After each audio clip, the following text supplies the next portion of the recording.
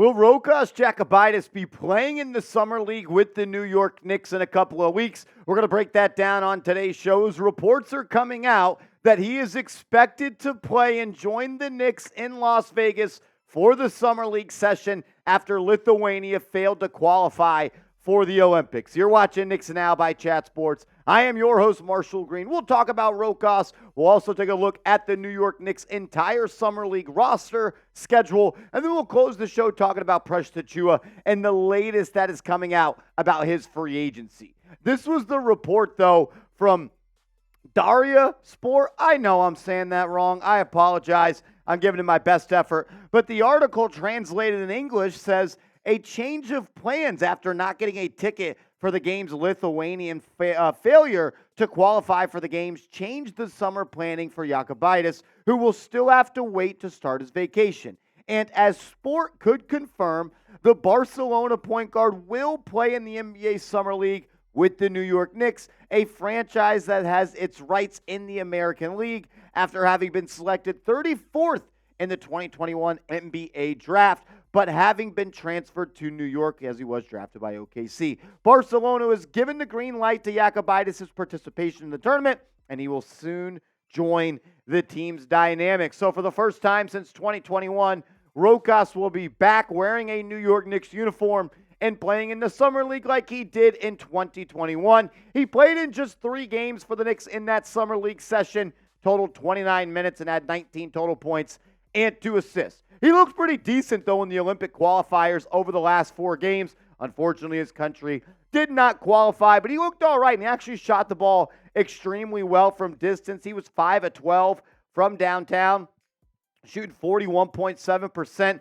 Struggled a little bit from the field, but I'd like to see him really be able to knock down that outside shot. When it comes to Rokas, you're getting a downhill playmaker with elite passing skills and a growing ability to hit that outside shot, 8.8 points per game and 4 assists in those 4 games. But even last summer in the FIBA World Cup, 3 games played, shot 57% from deep, had 12 points, shot 50% overall from the field, north of 5 assists and north of 4 rebounds. Look, you draft a guy 34th overall, it's because he's got talent, and that's exactly what Jokubaitis has. It's just been the opportunity has not been there for him, and now with the additions of this team, and we're starting to get a more close look and solidified core of this roster, you got to ask the question, does Leon Rose have Rokas Jokubaitis in his long-term plans? I think if you asked him a year ago, the answer was closer to yes than it is right now. I do think the addition and selecting of Tyler Kolek, who the Knicks gave a 4-year guaranteed contract, the most money a second-round pick has ever gotten, makes him a little bit expendable. So Kolek joins this team in the draft. The Knicks make a long-term commitment and a hefty financial commitment for a second-round pick for what seems for him to be like the backup point guard of the future for this organization. We've also seen that Leon and Tom Thibodeau like to have 3 point guards on the team that can run the offense. Maybe that means someone like Ryan Arcidiacono is going to sign in the offseason, or maybe you bring over Rokas Jokubaitis. But I am excited to see him play, and I'm excited to see him play alongside some of the New York Knicks rookies, Pacome Dadiet, as well as Tyler Kolek, Ariel Hukporty, as well as Kevin McCullar. It'll be exciting to see what Jokubaitis can do, and if he does enough to convince the Knicks that he should be over there next year, or if he just wants to be it and he earns a roster spot. Pick a point guard, though, of the future for me in the comment section. If you can only have one of these players be your point guard coming off the bench for the next couple of years, who would it be? Is it Rokas? Is it Tyler Kolek? Let me know your thoughts in the comment section. And I also just want to say thank you to every single person that has subscribed to this channel, and mainly the people that support it every single day. We crossed over 50,000 subs last week, and yesterday we crossed over 51,000 subscribers. We continue to grow like crazy, and that's a major shout out to every single one of you. So if you're new and you're looking for the best place on YouTube to watch free, informative, entertaining updates every day on the Knicks, subscribe to the channel right now. Alrighty, let's close the show talking about Summer League. We'll give you the schedule and the roster. But let's go piece by piece of this rookie class and just talk a little bit about what we could be expecting in Las Vegas. Pacome Dadiet, the late first-round pick for the Knicks. A lot of stuff went around his name. Not going to be signed to this team. Going to be a draft and stash, creating cap space for Hartenstein. Doesn't matter. He's on the Knicks. He signed an 80% partially guaranteed rookie deal. He's going to play in Summer League. And if he plays well enough, he's probably going to be on the Knicks next year, but maybe spends a little bit more time in the G League. I know a lot of people didn't love my reaction to the pick. That was more so because I couldn't pronounce his name, and that's why I said it was my worst nightmare. But look, he's young, he's raw, but he is talented. And he's 18, almost 6'9", can put it on the deck, can pull up from all three levels, can get to the cup and score it. He's got offensive skill, has to grow the rest of his game. Will be very intriguing to see how he fares in his first games in this Summer League. I want to see him come out with the green light and just jack up shots and let him go offensively. We'll see what Dice does, as I assume he is coaching the Summer League Knicks once again. The rookie I'm most excited about, though, is Tyler Kolek. I wanted him to be the pick for the Knicks when they selected Dadiet, but Kolek falls the second round. They give him that 4-year guaranteed contract, and I expect Kolek to play really well. He's going to set the table. He's going to run the show. He's going to get the ball to Dadiet and McCullar and other rookies and players on this team where they could do damage. A guy that has a lot of burn under his belt, a lot of miles, and I would say overall just experience from his long college career, should be able to come into the Summer League and be an immediate difference maker and showcase that talent that had him selected at the spot that he was. Kevin McCullar Jr., one of the largest sliders in this draft class. Some people thought the Knicks were going to take him in the first round. They get him at pick 56. I'm excited for him. High energy, high IQ. He's got skill. He can compete on defense. He's going to get up and down, likes to play in transition.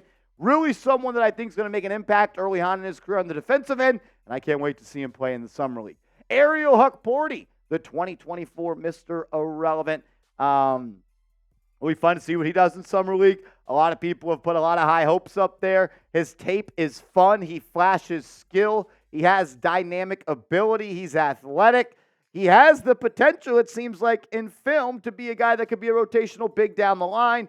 But I just think it's unfair to put any sort of expectations on late second-round picks in their rookie seasons. But in Summer League, he'll be going against his peers, people his age, same type of experience. Let's see if he can stand out amongst the crowd. The full Summer League roster, as we have been told here at Knicks Now by Chat Sports, is as follows. Tyler Kolek, as well as Rokas Jokubaitis. Alex O'Connell, who the Knicks signed, I believe, to a 10-day Exhibit 10, or maybe that was just for the Summer League, but he is going to be playing. So is Pacome Dadiet. So is Semkelo Sealy. I know I'm not saying that right either. Kevin McCullar Jr., Dwayne Washington, Jacob Toppin, Daquan Jeffries, all expected to be on the Summer League roster, as well as Ariel Hukporti. We know of 10 players, as well as Justin Lewis will be there as well. Could maybe add another player or two. Here is that full Summer League schedule for the Knicks. Game 1, just a couple days away. That'll tip off on the 13th. Maybe we go live on the channel for that. Unfortunately, won't be able to do the rest of them because I have my wisdom teeth taken out on the 16th. So puffy, drugged up face marsh will probably not be able to do Summer League games the rest of the way. But game 1 on ESPN 2 on the 13th, 5 p.m. Eastern time. Then you play the Nets on the 16th, 4:30 p.m. Eastern time on NBA TV. The next game, the very next day against the Kings, also on NBA TV, just an hour earlier in the day. And the last guaranteed game, or last game against a known opponent, will be against the Detroit Pistons on the 19th at 7 p.m. And that 5th game is to be determined. It matters how the rest of the tournament shakes out, but it's expected to be on the 22nd or the 23rd of July. Will you even watch the Summer League? I will. I love watching it. It's always fun, at least for the first couple of games.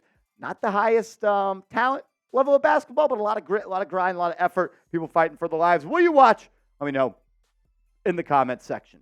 I just want to close the show talking about Precious Achiuwa, who is still a free agent. The New York Knicks are no longer hard capped at that first apron, and they need to go out and get it done. Precious Achiuwa should be playing for the New York Knicks next season. The Knicks have his bird rights, so they can pay him essentially whatever it is going to cost to bring him back. And what he did as a spot starter, a guy coming off the bench, giving you weak side defense, the strength, the physicality, played really well next to OG Anunoby, did really good things for the Knicks in limited action. When asked upon, he did really well. There's no reason not to re-sign Precious Achiuwa. He should be on this team. You need a backup 4 who can maybe play some 5. I do still think the Knicks are going out there and trying to find ways to add a backup center to this roster. We've talked about Nick Richards. We've talked about Walker Kessler. I'm sure Precious Achiuwa's name is in that hat. There's no reason to bring him back. Or there's no reason not to bring him back. He's a good player, and he's affordable. And you can go over the salary cap to sign him. You can pretty much give him whatever he wants, and you still have the veteran MLE. How about we go out, we sign Precious Achiuwa, and then you use the taxpayer mid-level exception to go out and sign maybe a veteran point guard, or you trade for a big man. Still moves to be made to fill out this roster, but the Knicks are going to be ready to compete in the NBA this season, and I am excited to see the product that Leon Rose has built. Also, tomorrow, Mikal Bridges will be speaking to the media. The first press conference the New York Knicks will hold in 3 seasons. Maybe Leon Rose will speak to the media. Maybe he won't. Who knows? Make sure you are following me on social media. We'll keep you up to date with that. At @MarshallGreen_, @MarshallGreen_. Hit me up over there, and let's go Knicks!